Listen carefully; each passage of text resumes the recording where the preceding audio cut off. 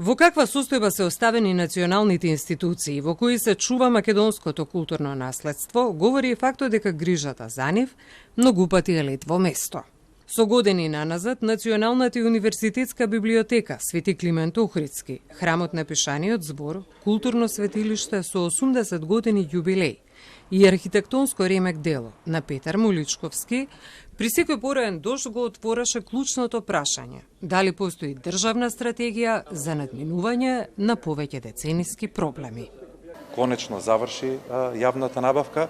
Обезбедени се скоро 24 милиони денари за санација во првата фаза, а тоа е блоковите 3 и 5 и поправка комплетно на кровот за да немаме веќе протекување во објектот. За 6 месеци до крајот на оваа година треба да заврши санирањето на останатите фази на оваа духовна ризница со библиотечен фонд од над 3 милиони единици.